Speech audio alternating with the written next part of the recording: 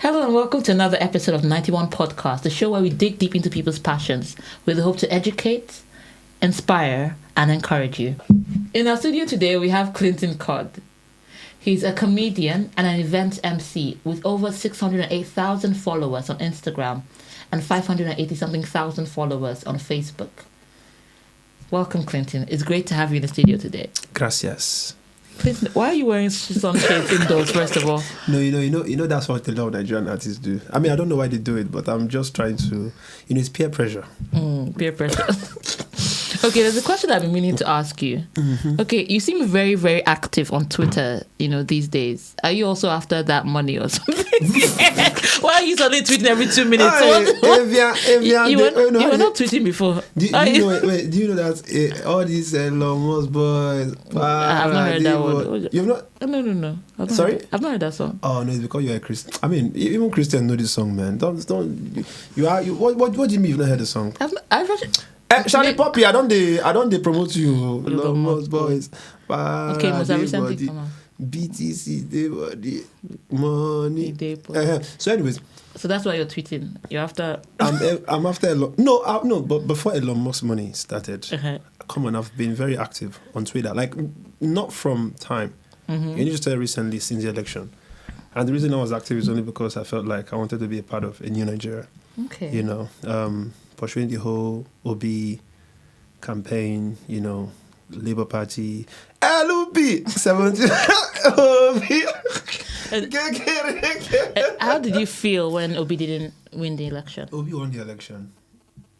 Okay, how did you feel when he didn't become president? Obi is the president. Okay.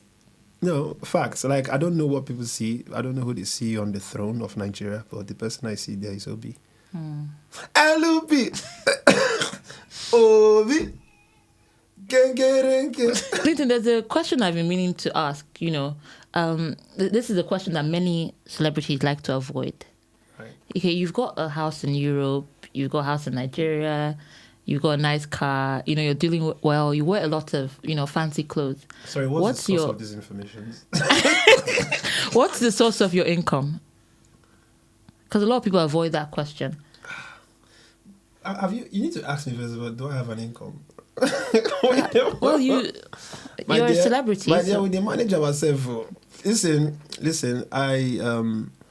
Okay, if you want it in like plain book, my source of income is not the celebrity income. I make an income like every other person. I do weddings. I MC, and yes, I understand that a lot of people make money off content. I mean, I've not really been the guy that have made money out of social media. I mean, I did at some point, but... Well, you have a lot of followers, though, so how are you not?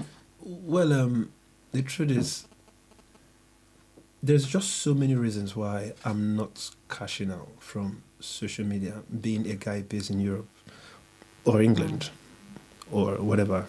I find myself around Europe. There's just so many reasons why I'm not able to put up as much content as I would love to. That would mean that my source of income online would still continue running. For example, I remember at some point I got an email from, was it YouTube or something, saying, because you've not posted in a while, or you've not, put out anything, we are having to demonetize your YouTube account. Those kind of things. But anyway, but then again, those things they don't really get to me because it's never been my main source of income. You understand? I don't survive based on money online, like monetization and all of these. I survive with my event, which is what I enjoy doing. I love just being in a party and enjoying myself, making people happy, eating all the nice food. Man, some people can cook. So it's just that whole thing of trying different. It's the whole vibe that comes with events. You understand? So that's where I get paid from. Honestly, I would have thought you were making so much money, online. So why you still post content all the time? Mm-hmm. So why do you still do this if it's not something you're cashing out of? No, I mean, at the end of the day, it depends on what the passion is. Well, for me, the passion is just to make people happy. It's not to make money off whatever content I'm putting out. You understand? Yes, if it's paying me, it's also an addition. But the truth is, I am doing it because I just love to see the effect of my content, or will I say more like the effect of my creativity on people. You know, I just want to see people happy. If I tell you testimonies I've got from people previous years, like I'm talking about 7, 8, 9 years ago, from saying, yo, I watched your video and so happened, this happened. Do you know how many people in hospitals I watch? They are just happy because, or they are laughing because they are looking at our content online. You understand? So to me, that is the reason why I'm doing it. I'm not doing it because, I was doing it before people started cashing out. Like, you know, say for example, Facebook started paying. You know, I was posting content even since YouTube hasn't paying, but I never ever was a YouTube guy. I could have converted on my videos. I loaded them on YouTube to cash out, but no. For me, it's what's the reaction I'm getting from whatever it is I'm putting out. Are people happy? Are they angry? And if they're angry, is there something I need to do to make them more happier, if that makes sense? So that's my drive. It's the happiness that comes with it when I give it to people. Oh, wow. That's actually quite inspiring. You want to... bring tissue. So, what is it like being, you know, a celebrity? Have you ever had any crazy experiences, maybe people stalking you or something? Yeah. What's the most crazy experience you've had as a celebrity? That is a very big question. Because there's been so many... first of all, I don't know if I should call myself a celebrity because I see myself as just a normal guy. Like really? what? Yes, I'm just one guy that's posts or I have content online and a lot of people know the content. Now, for me, celebrity has a very huge meaning. In fact, to me, there's a difference between fame and popularity, if that makes sense. Now, when you talk about people who are famous, I'll call people like, say, Kelvin Hart. Right? I would say Cristiano Ronaldo, Lionel Messi, Beyonce, all these are famous people. Popularity is more like you are popular around a particular zone, or there are just a group of people who know what you do. And listen, you could be popular in your compound, right? You could be popular in your gym. You could be popular, you know, around your town where you live. But fame, fame is massive. And fame comes with that whole celebrityhood. Like, you know, so when they say who's a celebrity, I'm looking at somebody who has fame, who is like properly known. You know, anybody who say they're famous and this not, I'm giving them a whole different kind of definition. You are still famous. This is just my belief. This is how I say it. You know, so when people say, you're a celebrity. What comes with celebrity is crazy, and I don't like it. I would not want to continue experiencing it. Give us some examples of experiences you've had. Right, so there's been a lot. A lot. I feel like saying it in Donald Trump's voice. The craziest one. You see, sometimes I try not to even remember because it's like you think this is the craziest, and then next day or 1 week later, there's somebody reacting in a very crazy way. You're like, come on, people are mad. So wait. Is it me? Is it me that they're acting like this for? So the first one was... I just remembered another one. Okay, tell us both of them. Okay. So I went to this place so I was about traveling to France to go see my 2 boys, and I needed to do COVID test then. I went to the airport. I was just waiting on the queue for my turn to go get the, you know, when they'll choke your nose, you know, as if they're about to do surgery. Oh, no, those people are wicked, man. no, because, you know, just talking about that, remembering how they were choking. But, so I went to do my test, and I was just because it was a drive-through COVID-19 test kind of thing. So I drove there, and this lady, you know, she was waiting to serve me, and I, you know, had to wind down for her to communicate.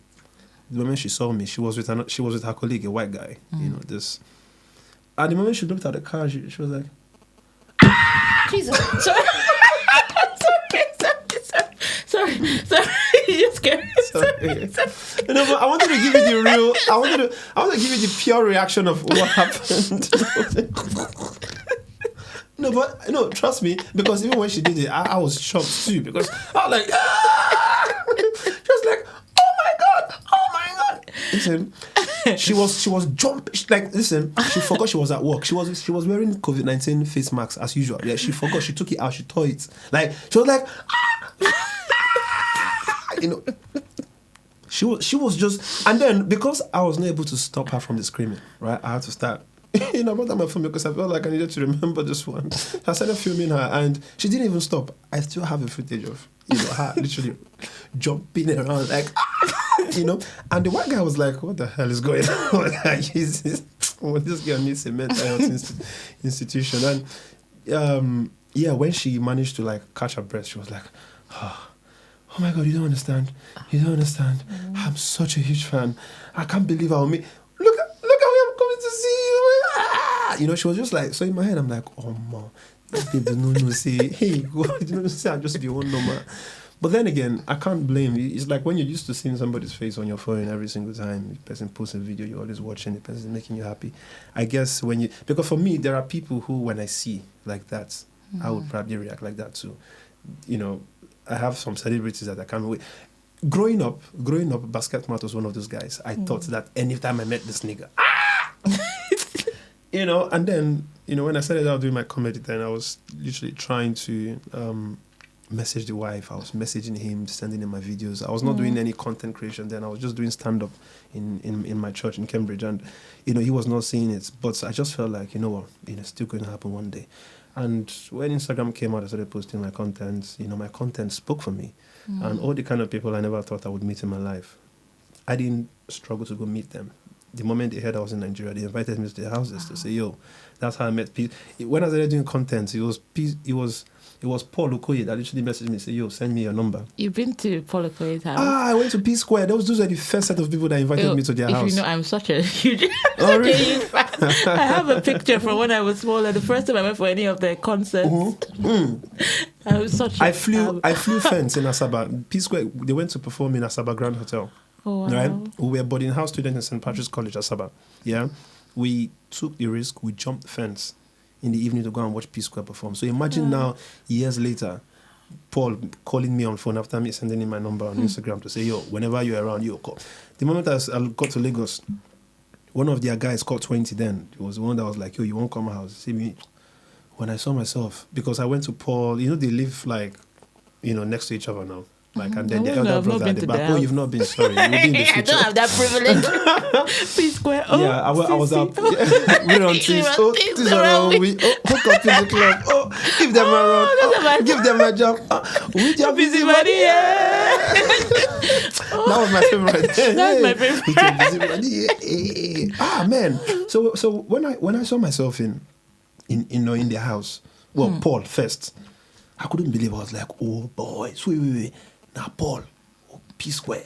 And then after chilling with Paul then took, us to Peter's house. And, I chilled with Peter, the family. They were even very excited to see me at the same time. So it was almost like a whole mutual, they were happy because, like I said, it was the content. They saw it. And a lot of people felt like, how the hell was I doing what I was doing then? I was not doing all these normal videos. I was, all these me acting or whatever.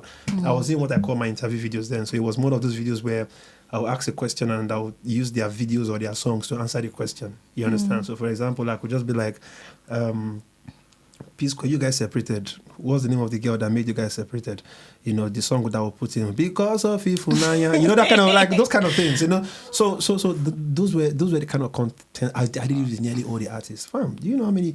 Then an average Nigerian artist was following me on social media because they didn't know who was next. I was going to come at. I was literally, no matter the situation then, say for example, if I was still doing it now with this whole Davido drama that was going on online now, I would have literally put up a few songs from Davido now and interview him with his own songs, and it would make sense to accommodate the situation happening at that point in time, if that makes sense. Yeah. So that was me at the time, and it literally brought me to meet a lot of artists. I gained a lot of respect. If I went to Nigeria, there was always access to these people because they felt like, this guy. And the moment they saw me, it was a reaction. When I met Davido for the first time, Davido literally turned back, this guy, You met Davido? Oh yes, this was in Ugonna club in Abuja. Who else? The question is, who else have I not So met? whose house have you been? Who else's house? You've been to Peter's house. Oh, Paul's yeah. house. And then I also went to Fowles. That was, You went to Fowles' Yeah, house? I actually went to Fowles. We even did the video then too. Man, I can't start.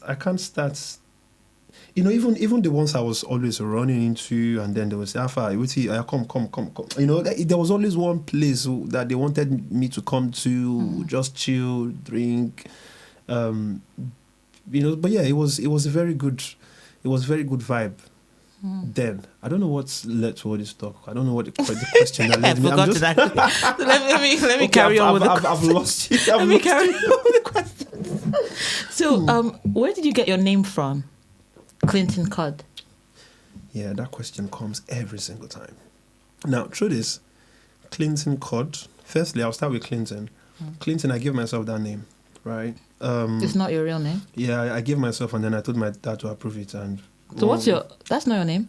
Oh. Yeah, I mean, my real name is Ekene Dilichukwu. Oh. So like Ekene, Igbo Ekene, right? That's what people that know me way back. This is what they call me, Ekene. And when I came to, I was literally asking my dad at the time, what's my English name? And they were not giving me any proper concrete. We're used to this whole, if you have an Igbo name, you must have an English name. I don't have an English name. You don't have Is Igbo name back to back? Or back to back? I don't. Sorry. So no, but your one is good, Sha, because for me, sometimes I feel like, why do we even have English names? Like, what was the whole idea behind a Nigerian man who is clearly Igbo, Yoruba, Hausa? Why do you then give them a name that would associate them to England or English? Or like, why? Is it to say because if they cannot call this one, they can call this one? Like, why? I don't get it. Your name is not good enough, Yeah. At all. So I told my dad once. I said, "What's my English name?" My dad, first of it, every time I asked my dad had different names every single time, right? So I said, "Daddy, what's my English name today?" He would tell me, "When were you born?" August. So your English name is Augustine. There. So I was carrying Augustine for some time, telling people that my English name is Augustine because they say you give birth to me in August. Now that does not make sense. Having grown up now, like what the hell was that, right? And then my dad then said, "Oh, my other name is Amandianizi." So I said, "Oh," because the truth is, people from my mom's side, they don't call me Ekene or any of the. They call me Amandi. So if I go to that Amai, there's a place called is in Kwale, those Kwale Ndokwa area in Delta State. They speak this language called Kwale. If you know Kwale, it's like Dele, Kamau, Unodao. I love the language a lot. My mom always spoke it to me, and that's a little I know. But when each time I go to that village, nobody calls me Ekene, nobody calls me Clinton, they don't know who the hell these people are, right? The person they know is Amandi. Now, where did Amandi come from? Till today, I don't know. I just know that is what a lot of people called me, within a particular setting or a region, which is obviously where my mom comes from, and I've not really continued by it. But if I go back there today, they're not saying Ekene is here or Amandi Biani, Amandi there, and then, one day I told my dad, I said, this name, the name is giving me, they are fluctuating. Today is this, today, you understand? I said, I need one name. So he said, okay, which name do you want? So I said, Then it was when America, I was hearing Clinton, then all the Clinton. And the Clinton was sweetening me in my ear. So I was like, this Clinton is Clinton, all right, beg, let me carry Clinton. And that's how I started bearing Clinton. My dad just said, okay, but Clinton was not from birth. It was not, in fact, I was probably like, say, 14 or 15 when I carried the name Clinton. And the good thing is, when I came to England, a part of me felt like, thank God I gave myself an English name, because when I gave people my full Igbo name, Ekene Dilichukwu, there was that thing of, we spent extra few minutes in the conversation because they were after, sorry, what did you say? Yeah, Ekene Dilichukwu. How do you spell that? My Kai, is that K for Kelai? Kai, my is K for Kelai, and what else, my? Another A, right? So by the time you spell through Ekene, so I say, you know what, right? Just call me Clinton, right? And I'm like Clinton, like yeah. They say that one is easy. They don't have to ask me how to spell it. Not that I'm not proud of my Igbo name, but there are situations where I just needed to quick. I want to get out of this place. I don't have time to start spelling out his whole name because people might get it wrong to say, no, you should be proud of your Igbo name. You should still no. England is you live per minute, and every single 1 second is money. It's money. So you don't want to. If I put in all the time I would have used in spelling out my name and trying to get people to pronounce it, if you put exactly, do you know how many shifts I would have covered in hospital if I was working in some? Clinton, I heard a rumor that you used to hawk on the street at some point. Yes. You were once a hawker. Yes. Okay. Oh man. Ooh, just me going back to, back in time. I was selling pure water in Onitsha, Headbridge. So How old were you at this point? Damn, I was very young. I was probably maybe 14. Oh. 13, 14, around that age bracket. So I was still in a boarding school. I come back from boarding school and I'm literally going to hustle. Now, I wasn't doing it at the time because we were broke. My dad was doing very well. So what made you do that then? It wasn't even my dad, it was my mom. My mom is those kind of women that no matter how much she's enjoying life, she still wants to go and hustle. She's doing any kind of business. So my mom had a shop where she was selling pure water in bulk. Then she was like doing the wholesale. And then she also had another shop where we're now doing the retail too, right? And we had to go out to go and sell it. And we're selling ice block at the same time. You understand? I'll tell you the whole, how it went from strength to strength. Mind you, all this money my mom was making from my dad had no account. He had nothing to do with my dad. My dad was still being my dad. Going to go and do his hustle, make money, feed his family, send also, do everything. But my mom's one was, people cannot just be in the house doing nothing. Just go and do something. Anything I'm seeing other kids doing, you can do it. Go and join. So I was carrying pure water, running. Do you know how many times? There's one boss in Anambra State then called them Onuazu. Yeah, anybody who has lived in Anambra, we know this boss. They call it. I can't count how many times I carried pure water, chasing change in that head bridge that we literally had to, escape one lorry or one car. That's about, it was very risky. My dad didn't want us doing that, right? Because my dad felt like, everything is fine. We are living okay. As at that time, my dad probably even had 2 cars chilling while he's going. We're fine. But my mom just wanted that element of, people must learn the hard way how to make money so that you won't be wasting money. You understand? And the truth is, it did teach me a lesson though. So when I went to the boarding school, when they gave me pocket money, I knew the value of money. So I was not spending like an idiot. I was not carrying my money to go to those game shops to play PS2 then. Because I knew kids that were doing it. In my head, I'm like, this money I'm using to go and play game, there's something better I could use it for when I get back home. I would just manage the little I had in my boarding school then. You understand? So, yeah, truly, yes, facts. I was literally hawking pure water. And then after pure water, we graduated from pure water to phone call business, Nokia 3310. And then I was selling recharge card and doing phone call too. So I had a lot of customers. I miss those people because, bro, when they finish making calls and, they leave, all those women that the men were calling, they'll be sending text message back. I'll be reading text messages. They will think that they didn't know that the guy went to pay 20 naira per minute to go and make phone call. They'll think it's the guy's number. They'll be sending us text messages. I say, yeah. I will be saying, baby, thanks for what you sent. I say, wow. But that guy, and the idiot came here telling me they have money for phone call. But the girl is saying now, thank you for what you transferred. Rubbish.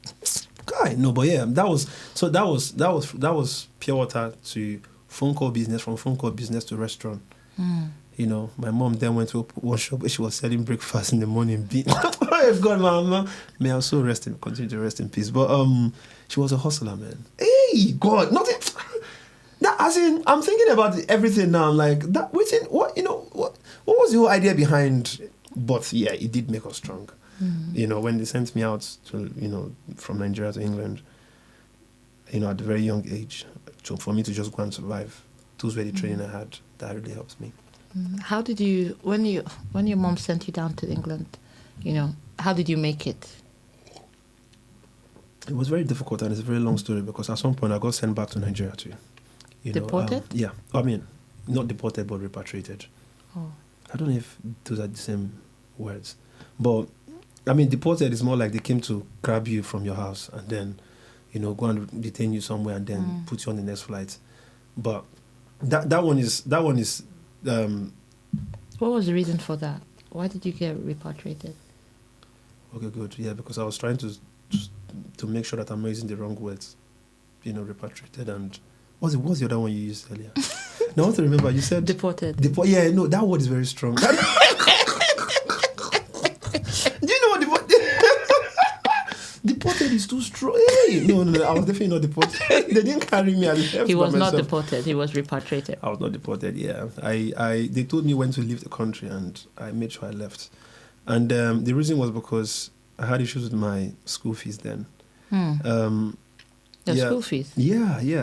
Because my life in England has been a very tricky one. It was a very hard one. Like I said, a lot happened eventually, and the least thing my dad was, could do at the time was, send this nigga away, let him just go and find his way there. And that was me when I left. I left England I left Nigeria at age.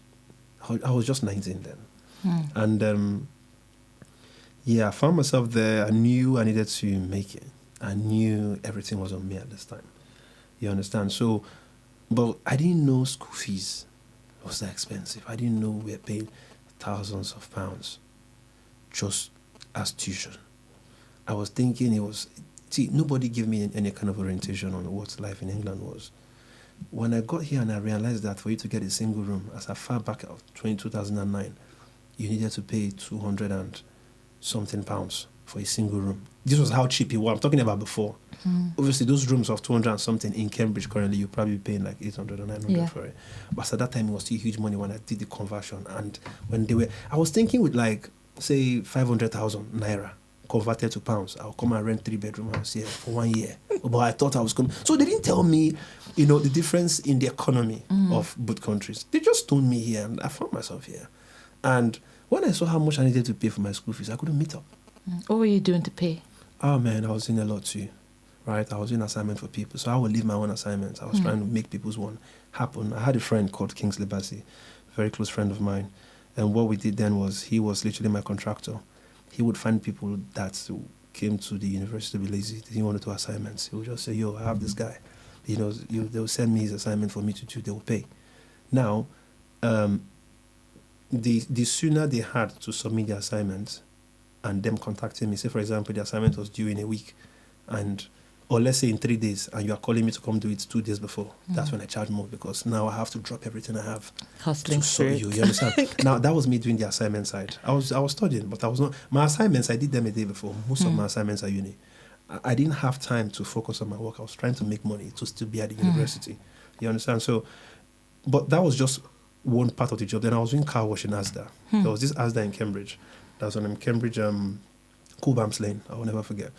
I was the guy that was washing people's cars there. I got this guy that was into washing cars, and I told him that, can I join? He said, okay, that's fine. If you wash, you have obviously a fee to pay me, because he was in charge of the whole thing. So in a day, I could probably wash cars worth £200, and he would collect like £120 and give me the rest. But then that was the big money for me, and then when I finished my car wash, then I would then go to the club to work. I worked in nearly all the clubs in Cambridge. As at the time, there was no club I didn't work. As either a bottle picker or Wetherspoons. I was working in the kitchen then. There's a place called Sultry. I was a bar guy there too. Ballare, I was a bottle picker there. The place, I was a bottle picker. So these are clubs that I finished. I was literally circling clubs. I was known as the guy that was always working in the club. You understand? And all this was because I was obviously trying to make ends meet. It wasn't just my school fees at this time. I was still having to send money back home to support my people too. So it was very hard. Now, when I knew I was not going to make it, that was when they cut my visa to say, yo, this guy, because usually they will send you warnings. You've not paid. I signed up to be paying, what's it called? I signed up to be paying, when you have to pay in parts. There's one word I'm trying to remember. It's a very popular one. But installment, that's the one. Yeah, God bless you. Yeah, you really went to school. I mean, not that I ever doubted you, but no. But yeah, so I signed up to pay, via installments, and one day I still didn't meet up with installments. They just said, like, you know what, they reported me to the UKBA.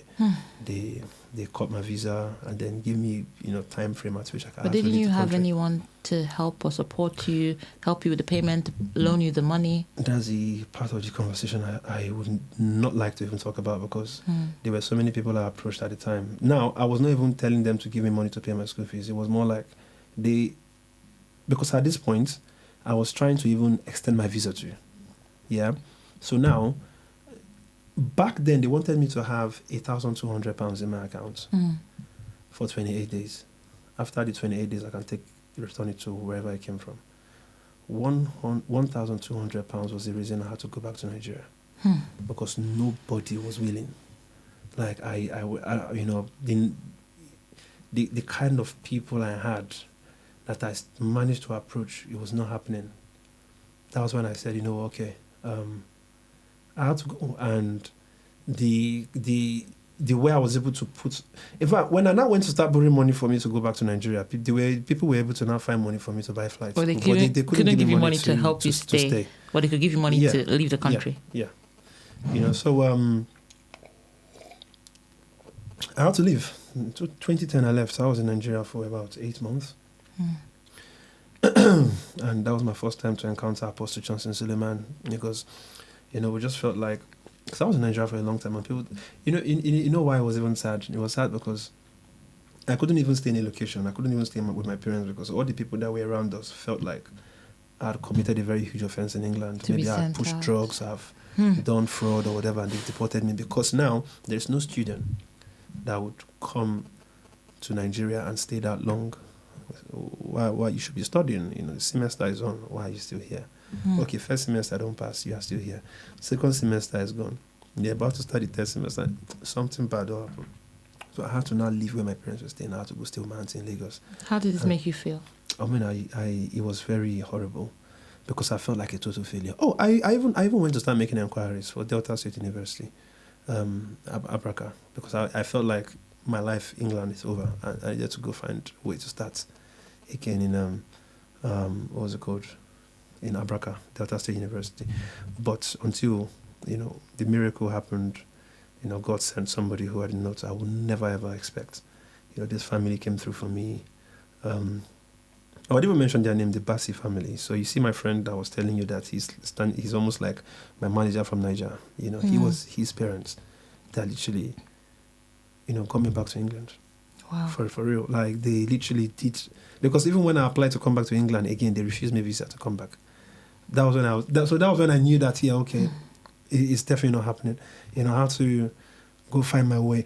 I had to go find my way in some university in Nigeria. So, you know, he called me a few times. Where are you?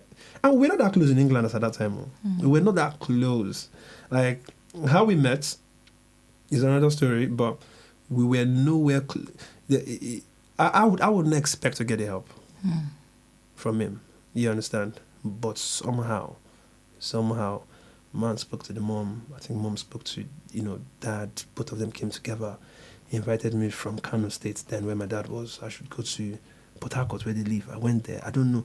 But the way everything happened, it was almost like it's a proper miracle. And boom, the day I saw myself back in England, I said to myself, before I enter this airport again, I must be in a position where, as I'm leaving, I'm able to come back. Because the bad side about going and not knowing how to come back is the craziest bit, you know. But yeah. You mentioned Apostle Johnson Suleiman. How does it tie into the story? No, so when they refused me my visa then for going back, we thought it was spiritual. You know, we thought that it was just some kind of forces fighting, you know, and I was watching Suleiman on TV, like every single. In fact, he was one of I wouldn't say I was using it to while away my time in Nigeria, but it was more of those people that it drew me closer to God. When I was seeing things that was going on in Omega Fire Ministries, that's why when people watch my pastor skits now, when I'm doing prophecy, they don't know that he's the man. I always try to mimic because of how he ministers. I went to the church, and myself and my mom literally went there the day before. We slept in the church from the Saturday until the Sunday morning, just so we were able to get a very nice area in the congregation where we could gain access to whatever spiritual utterances, that could be happening from Suleiman. If the release Holy Ghost, we want to at least receive the bigger portion from front before he start going back, But then again, Suleiman doesn't work like that, because even when he prophesies, you could just hear somebody's name and the person is coming from the back seat. So, but for me, then I just wanted to be in his face. So we slept in the chair we wanted to stay when in the Sunday service, so we stayed there. And gladly, man was praying, during that church service. I carried my Nigerian passport. Us Nigerians, our Christianity and religion, we were carrying whatever it is our problem, So, but what I realized at that time is I was probably the only guy that was carrying back. I could be very creative with something if there's something I'm looking for. If that makes sense. So, for example, if I'm looking for money now, I knew when to bring out a bank card or something. So I just carried my passport. I was raising it while he was praying. He was ministering to people. I was just seeing him. So all those things I was watching on TV, I was seeing it happen in real life. I felt like, I had to get this. This is my only opportunity. And I was raising my passport. He was praying. I was just flashing it in his eyes. Anytime he wants to look, I would just do like this. I would loud. So, guys, look. So that was when he was like, who is this young... Wait, you this is literally how he said it. he said, no, wait, you've been waving this. Oh yeah, come. My mother said, thank you, Jesus. My mom was, if you see my mom screaming, my mom was screaming. I was so happy. Hey. I went to the front of the church. Man said, why have you been? You've been waving. Why are you waving? Why are you waving passport to my face? I said, so I was trying to catch my breath. I was talking 1,000 miles an hour. Like, words were just trying to jump out. I was trying to find a way for him to, just talk to me, just do something. I need to leave this country. I need to go back. So man took my passport. He held it. And he said, who is Ugonna? I said, it's my surname, sir. He said, I said, did you know my surname? And then he started talking. He started telling me what's happening in England. I said, yeah, I was studying there, and you came back. I said, yes, sir. You can't go back. I said, yes, sir. So it was not like, he said, they are fighting you and your father's family. He started saying a lot. He was saying that, listen, they see you as a glory in your family, and that's why they are trying to cut it as quick as possible. They fought your father. They feel like they've defeated him, and now the only fruit that he would use in boasting like a son or something, now they want to also cut that one off. They want to just make his life useless, and that's why they want to pin me in Nigeria to be able to finish me just the way they did with my dad. And then he prayed. After praying, he told us that we should see him in his office. After the whole prayer, we actually literally went to his office, because he said that we should see him. We went to his office. My mother was, telling him all other challenges, all the kind of... A man literally was very calm, and he prayed, told us to go. And we left. And I don't know how to say it, but here am I today, I just know that everything is God. But yeah, that's my story with that. I know the crazy thing. So, when Apostle Suleiman came to England for some program once, I still went again. I went there, and that was when I still did the same. I think he was praying about financial, whatever. I brought out about 6 bank cards from my wallet, and I raised all of them. I was trying to still create that same. So he also saw me again. He was like, who is this guy carrying bank card? Wait, oh yeah, come. So, but then I think he recognized me. But I mean, this was like years later, so I don't think he would even. But then I eventually reminded him. I was like, you remember he missed out to people every time. So he wouldn't even. So he said, so why you carry? I said, sir, this bank card, they need cash. But I prayed for my bank card. I mean, I'm still waiting for the cash. I ain't gonna lie. But yeah, he prayed for the bank card then, and yeah. It seems like you believe in miracles. I believe in miracles very well. I believe in my I don't know how to say this to make it sound the way it is in my heart, right? I believe in miracle, but I don't believe miracle happens to only certain people. If that makes sense, because people believe the whole thing of you have to be a Christian or you have to be serving God, you have to. I believe miracle happens even to people who don't even know anything about God. So, like if you go to, the same testimonies we hear people give in church. I had this thing, and then this man of God gave me olive water to drink, and then 2 weeks later everything dried up. Yeah, but there's also another guy, one British guy somewhere in one hospital, who has that same testimony, and he doesn't even know God. Now they told me that's a miracle. You understand? I believe miracle does not really has to be religious. I don't think it has anything to do with religion, or I just think miracle is bound to happen, irrespective of who you serve. If that makes sense. There are so many people that will tell you stories, and these people are people who don't have anything to do with Islam or Christianity, and you will literally listen to them and be like, nah, this is impossible. They'll say, no, boy, it happened to me. Like, you'll be like, right. Then it's just, truly miracle. I mean, I believe in miracles. That's just the answer to that question. Things happen. I believe that there are forces, that will make things happen, and it necessarily will not happen because you serve a particular kind of God. If that makes sense. Have I made you speechless? No, just the whole story of everything you went through is quite, and then to see where you are today. Yeah. It's like you've gone through a lot of stuff. Oh, no, absolutely. 100%. There are so many things that have happened in my little life, and when I think, some of them are forgotten, and I thank God I was able to forget. But it's been so many things, so much. My life in Europe, going back to Nigeria even before I came to Europe, how many times I escaped death. Like, different things that has made me believe that my life has a purpose. I remember once I was going to, UNN, to see a friend of mine that was studying there. And the bus I went via, were attacked. And the driver was shot. They took us to this, the people took the bus, drove us into this forest, and it took about 30 minutes to get to where they took us to. And they made us cover our faces. Like, literally, they were speaking Igbo. If anybody raised their head up, what the person is now, like they will shoot your head. So I was terrified. Young guy, that I've just told his parents that Daddy, trust me, I can get to this place, because they didn't even want me to go alone. So I was still very young. And I just had to believe that I was old enough to be able to make that kind of journey. After all, I've been to Lagos to see my auntie myself in a bus, so why can I not go to Anambra to Enugu State? How many hours? It's not even up to like 3 hours.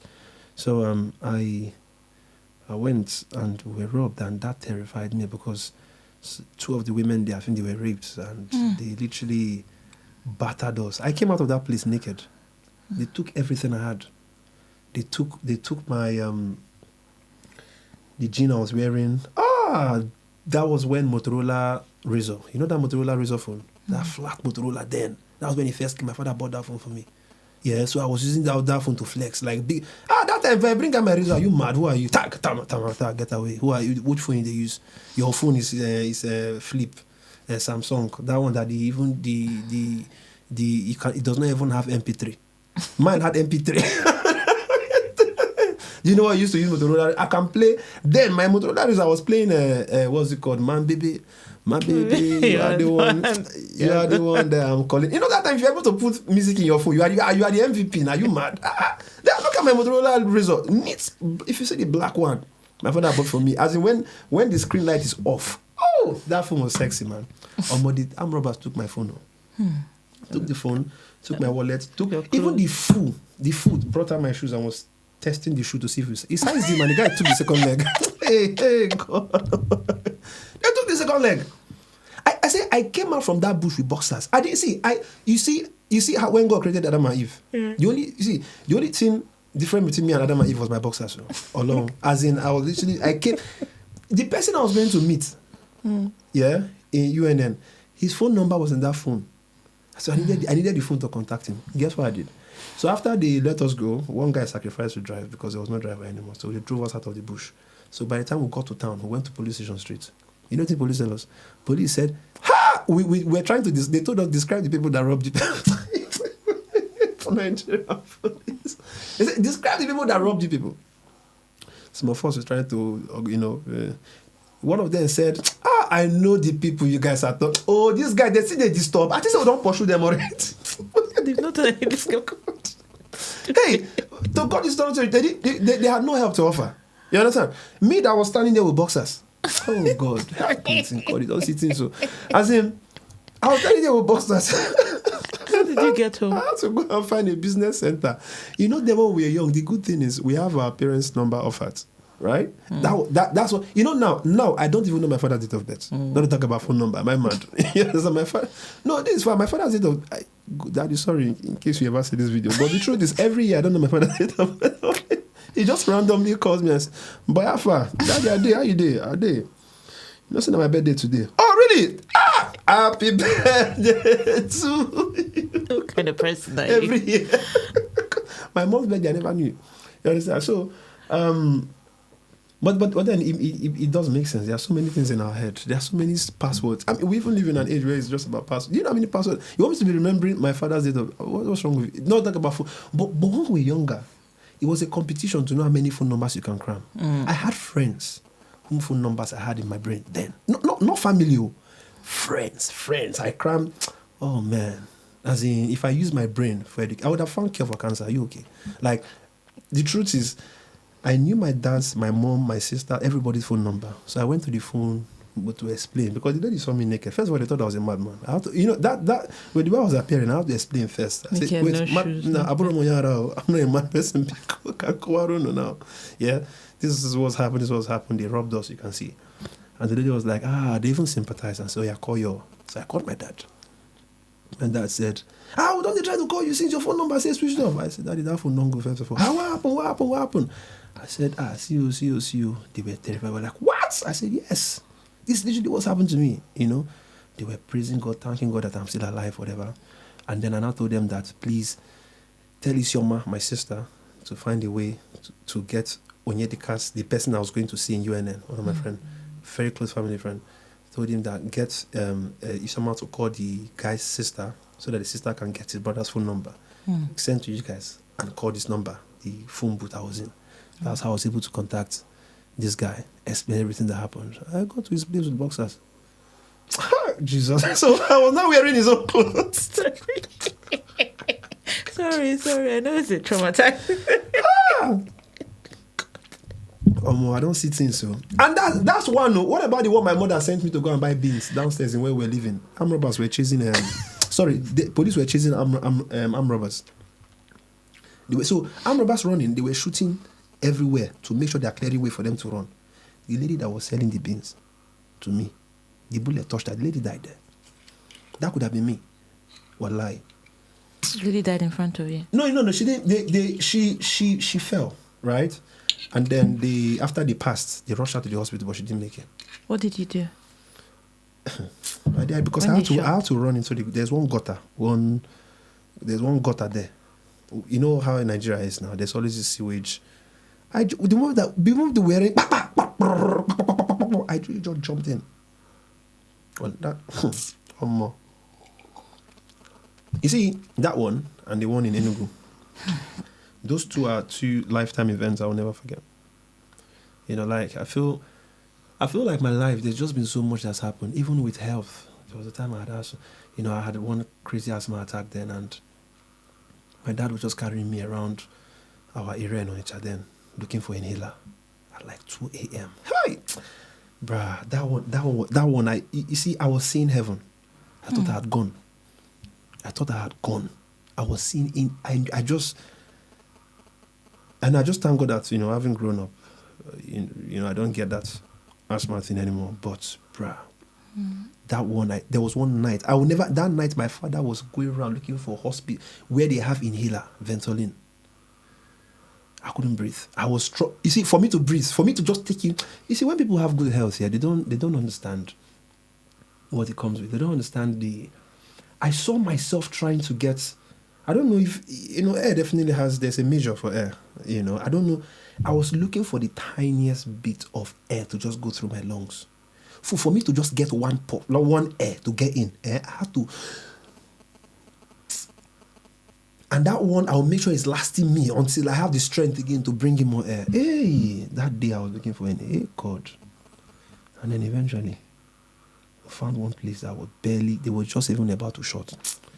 My dear, there's been a lot though. So that's why I see myself, and I just know that there's a plan and there's a reason why I'm still here. And sometimes when I guess it's like I was saying earlier, when I get the messages from people saying, yo, I watched your comedy video online, I'm a cancer patient in so and so place, things are really hard, and I came across that video, you literally put a smile on my face. I get these messages a lot.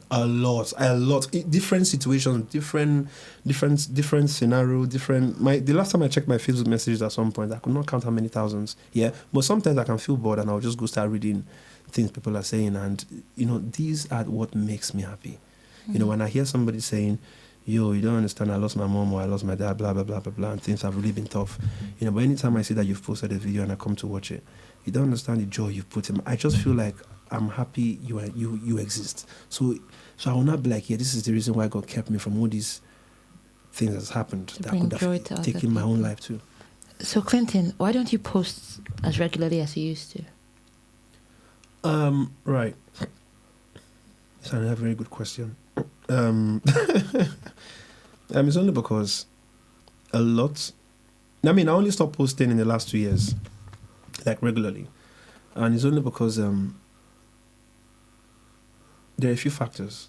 But the most important factor I'll mention is the fact that since I lost my mom, right, that played a very huge impact in my mental health, right?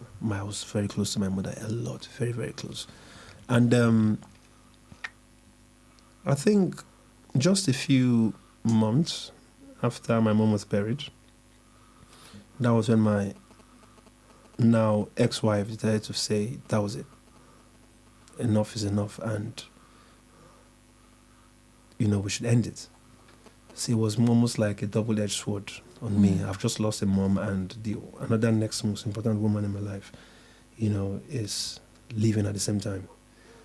Yeah, we did agree, but she wanted to. It was very obvious she wanted to go. And so when she left, it was almost like I was trying to now think about the fact that, my mom is not there, my missus is not there either, my wife, and I was struggling big time. Like I was struggling I couldn't be creative. Nothing was funny anymore. I don't even watch people's video and laugh. Like nothing was just making sense. When I see comedy, I run away from it because I didn't want to have a bad picture of the comedian because I know it's not their fault. It's my fault at this time. It's what's happening to me. Nothing was making me laugh. Now, the service I was providing to people that were going through stuff, that I was getting a testimony, it was almost like nobody was doing it for me. I was really, really in a very bad mental state. And that really affected my creativity too. It didn't affect my creativity, but I was just very reluctant to do anything. So the ideas are there. The ideas, they never finish. I have all, any content creator or any comedian or any skit maker will tell you that the way the ideas come, you could just be doing something and boom, this thing, you will just be inspired and you type it. I've typed all kinds, so many videos I can create today. But it's that zeal to make it happen that I was not ready to pursue. You understand? Because mentally, I'm like, nah, I'm still in that phase of a lot of things just don't make sense in my life currently. I don't have a mother, who was very close to me, I didn't speak to my dad very often. My mom was like Jesus, right? So everybody went through my mom. Or how would I put it? Sorry.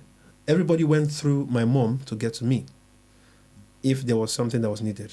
So my dad would never ask for any favor, or he would never ask me for anything. He would send my mom. And when my mom comes to give me the story, I always know that mommy will send you. That would be the first question. That was literally so I was never the close guy to my dad. I could stay 2 weeks, I've not spoken to my dad. But my mom can ring me, give me 26 missed calls. And then when I call her back, Mom, out of fear, why are you calling me? He said, I don't just know how you did now. Yeah, the couples, like my mom was always there, if that makes sense. She was always praying. She's the really, really strong spiritual woman when it comes to our family. And She was the one I was very close to. So trying to now understand the fact that she's no longer there. And then the next person who at the time was literally my, she was almost like a mom to me too. Like, this is my ex-wife now. She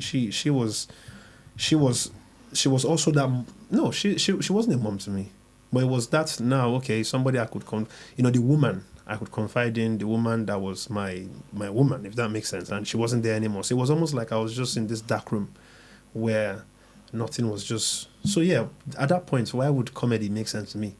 So that's what literally paused my ability to put out stuff. The ideas, they were, they're always there. And my problem now is the fact that I've just not. A part of me feel happy that, okay, now people have not gone from the whole, he doesn't post anymore, now they've given up. So now that pressure from fans or supporters or people that want to see my content is no longer there. So now I post whenever I want to. Yeah, some people will say, no, we see him as an OG now on a first startup, right? Yeah, I mean, I can take that, but I've not stopped. So you can go to my page now, maybe I've not posted in 2 months. Maybe the next month I'll give you 1 or 2, right? And I'll say, I'm not saying I'm coming back, but at least I'm just letting you know that, listen, the thing's the day, my body. I can do it whenever I want to, right? But I don't want you to start comparing me to the guys who have time for it. When I had the time, these guys were not there. Are you saying the new cat? I did not say new cat, oh. Meow. I did not say new cat. See. No, see. Oh, Davido, of course. No, but yeah, I feel like I've done my bit. You understand? Despite knowing that I've left that scene for some time, I still know the reaction I get from people when I meet them outside. They still give me that whole respect of, damn, man. I'm like, yo, I think by now I'm not supposed to, don't forget. But you see, there's no wedding at MC where the fan love is not like next level.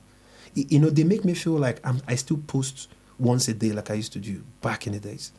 They still make me feel like, and that's why I always try to encourage people, whatever you put out there, right? Make sure that you're putting something that has longevity. Something that people would always look at you and be like, yeah, this guy did this, or this guy was known for this, or there's just something associated with your name. Yeah. So it's just been very hard. But then again, another reason why I've a kind of like, had to still dress back or shift back from content creation is, you see, England or Europe, life here is not easy, right? Especially when it comes to media, content creating. Let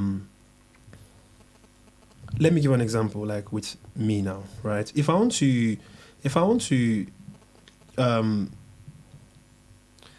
compete with the market in Nigeria now, I watch a lot of skits. I watch all these, not the new cats. I watch. No, see what you put in my head. Sorry. I watch these latest guys,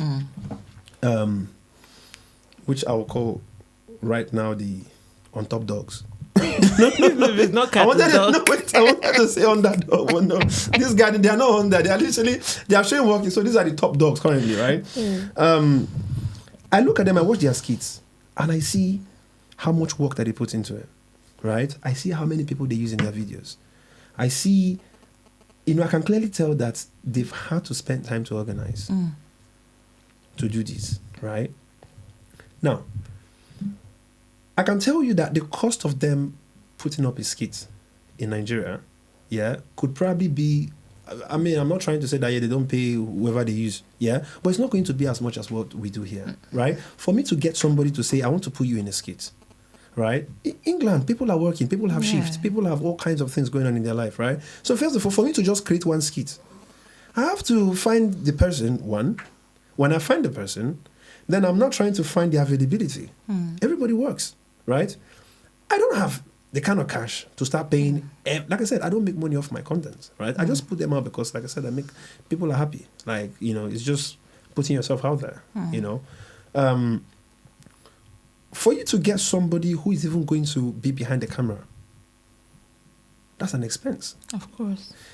I've gotten so many emails from, I'm talking about theater art students or people who are upcoming actresses or upcoming actors based in Nigeria telling me, yo, I'm a theater artist, I'm a this. Please, I'm begging you, you don't have to pay me. I just want to put myself out there. Whenever you want to shoot or please, can you let me know? This is what I get from a lot of Nigerians. I'll tell you why. The reason is funny because Nigeria is a country where they're suffering, right? Mm. People are trying to make it. There are so many Nollywood actors who do it and they're not getting paid for it. There are people who even pay in Nigeria to even feature in films.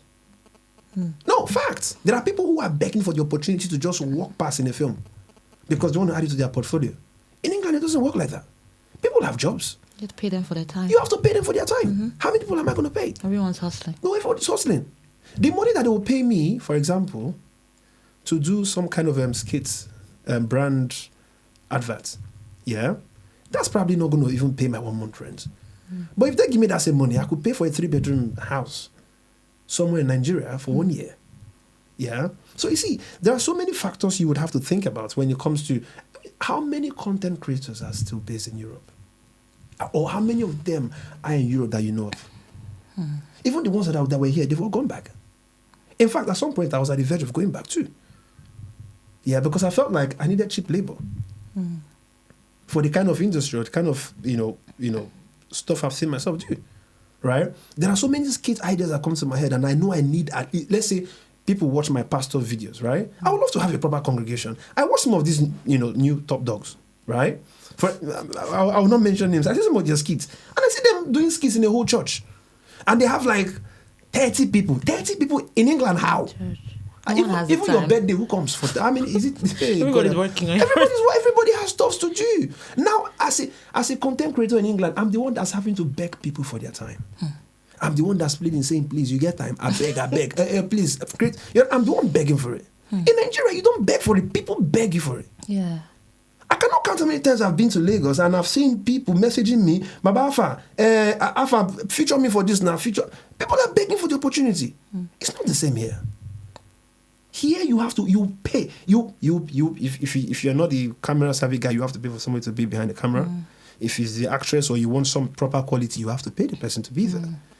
You understand? So all these are the things that I've had to think about, and I'm like, this content creating, yes, I've had the main first factor that's really messed me up mentally. But do I want to go through this whole stress of trying to get people together? I have crazy ideas that I want to put out there. But each time I think about how I'm going to make it happen, how the stress of, putting people together to make it happen, I'm like, nope. I beg. Now on, don't forget me. Now things I know they post video again, and let's leave it at that. Anytime I want to post it, I'll post it when I want to. I mean, the followers they would always be there waiting. I mean, real fans are real fans. The real fans don't go anywhere. They will grind with you. They will stay with you. Whenever you give them what they love, they will eat it and continue life. And they'll be like, bros, thank you. You don't give us one today. Oh. Thank you. And go and continue watching the other top dogs. When I'm ready again, I drop one for you. Good. So, Clinton, if it's so stressful to put together a skit here in the UK or in Europe, the ones you've done, what's your process like? So currently what I do is, I have a team of people who believe in me, right? And they love what I do. And they've literally been with me for a long time. For example, my video guy, Fifi, shout out to Fifi. I just need to message him and say, yo, Alpha, when can we shoot? And he gives me a date or give me a couple of dates and say, yo, choose one, right? Now, he does it as good as free. As a matter of fact, sometimes he even spends his own money in my own shoots. Because he supports what you do. Because he supports what I do. Now, there's another lady called Sandra. Shout out to Sandra too. Sandra is like that actress who I don't pay her for anything, right? But it's her passion to actually want to be an actress. If she's in Nigeria today and I say, yo, I want to shoot a video, she will book a flight. Wow. If she's in Liverpool, she'll say, yo, when is the date? Okay, make I book train now. You understand? Like, she's always wanting to be there. She wants to, like I said, I'm not paying her for anything. But she just always, there's another lady who she introduced me to as well, Chioma, shout out to Chioma as well. So they were the two that were very prominent in a couple of my videos that I've done in the past. And because I have that very little tiny network, right, what I do is I come up with my ideas and then I message all of them to say, yo, I have 3 videos I want to shoot on so day.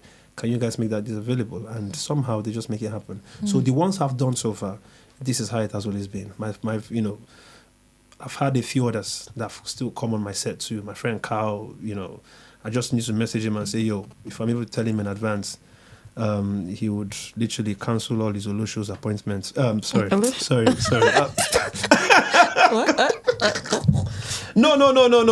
Sorry. Carl is a pastor. He's a pastor. Wow. Clinton, this has been a very insightful conversation today. And I just, before we round up, I just want to ask you 3 random questions. 3 random questions? Yes. Okay, they're not really random anymore, but I just want to ask you 3 questions before we round up. Yeah. Okay. My first question is... You see how serious I am now with these 3 random questions? I've had to take off my... My first question is, you know, with the passing of your mom, the separation from your wife, do you ever feel lonely? Absolutely, yeah. No, yeah, a lot of the time. Funny enough, I'm getting used to the whole being a single guy now. And I'm not going to say loneliness is something you want to get used to. But I'm having fun, you know, I'm just enjoying myself. I'm literally enjoying myself, you know. I don't want to say single life is sweet. Yeah, it's not, you know, at times it's not the best, especially in the winter when things are cold and the weather is cold.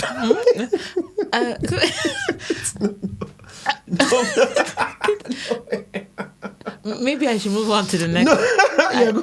I think I'll move on to the next question. Is it you that we recently saw in an advert on DSTV, a Sporty Bet advert? Is that you? Yeah. And when did you get into acting? That was a miracle that came alive. Should I actually tell you how it came?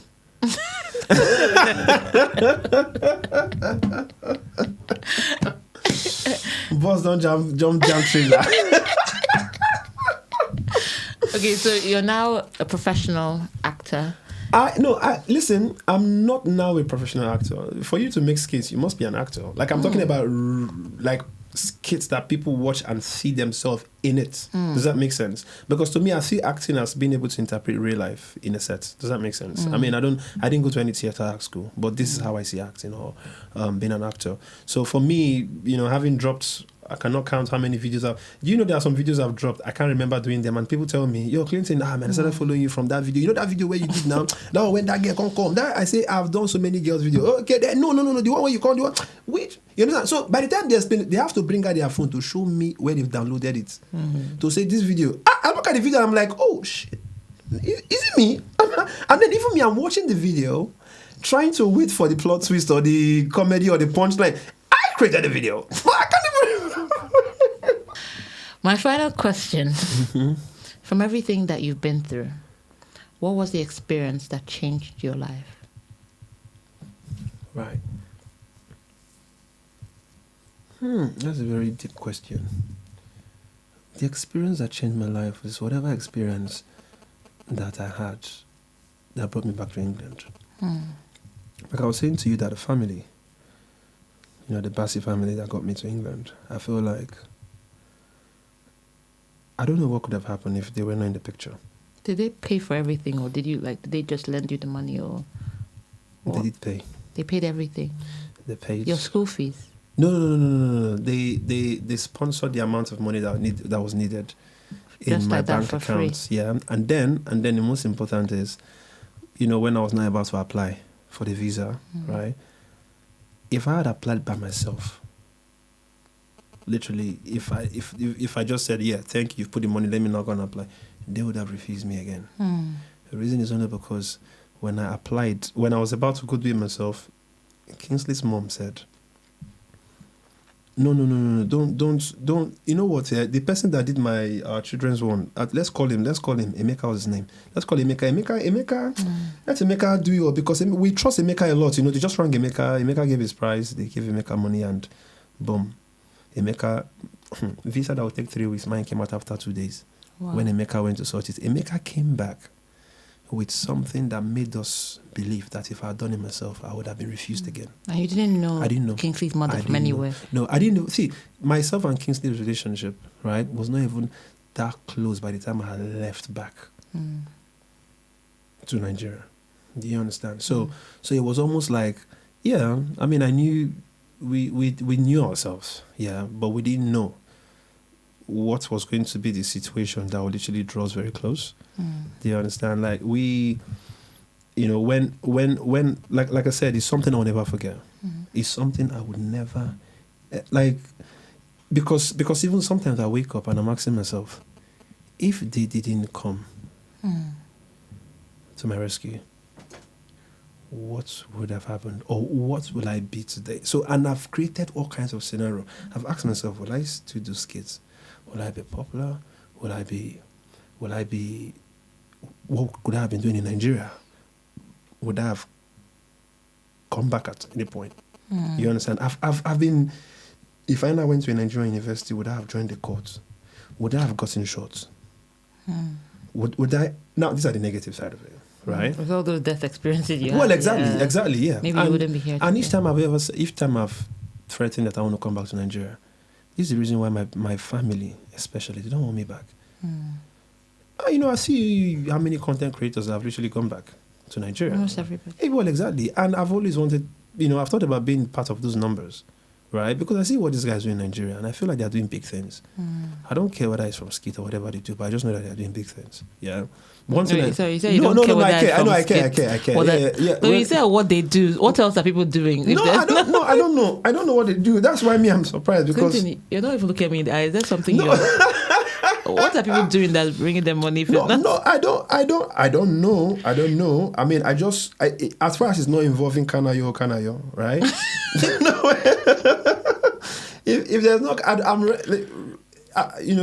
I don't know. But when I see what they are doing back home, right? I'm like, I feel like I'm the most broke comedian in the African space. No, I lie, because I don't know where these guys are getting all this money from. Like some people see me as an OG. At least there are a few comedians in Nigeria who are very popular that will tell you that, I inspired them. I'm talking about people who are in the millions and millions of followers. They will literally tell you that, now we don't see una. Like, they will mention a few names, and I'm always in that few names. You understand? So but I've always been tempted to go back to go see what's up, because I feel like you can't. There's just something about being in Europe. There's just something here that you just this horizon just puts you at a particular level that you can't go past.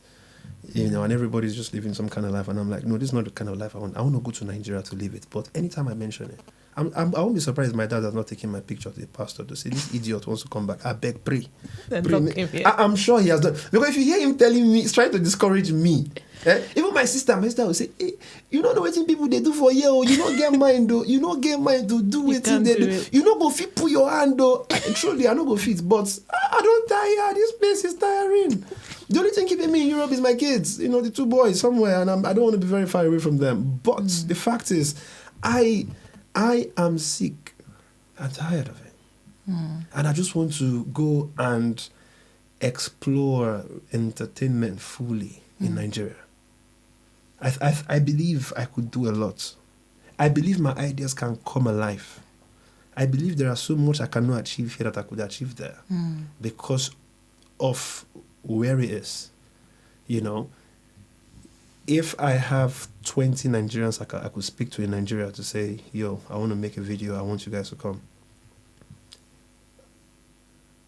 Outside that 20, if I was going to do the calculation, if I'm able to put 20 together in Nigeria, in England, I'll be able to put maybe 2. And that too, one of them has shifts. Will probably get the shift that day of the shoot. And the other one will tell me that something happened at the M25. He's a liar. It's one babe that's messaged him. Or there's one thing or the other that you just know that, okay, but you would never experience that in Nigeria. Oh, man, there was one skit once I was going to make. And I wrote it down. I was saying, hey, I wish I was in Nigeria now. I would just go and rent these boats. And then I know somehow I will be able to find a canoe boat where I will be able to. Yeah. But I saw one video where somebody used a canoe boat in Lagos, a comedian. And I was like, see, waiting at the Anofi. Because in England, for me to go and use boats to make skits here, you probably have to go through the council, apply, or you have to pay for one resort. Or like, it's long. You understand? In Nigeria, you can just say, Baba, now you get this boat. Yeah, my boat. If I give him 5K, I beg. But I want use your boat to shoot. We'll just canoe and reach that place. You understand? Yeah? The person can tell you, how much you give it? 5K, keep the boat.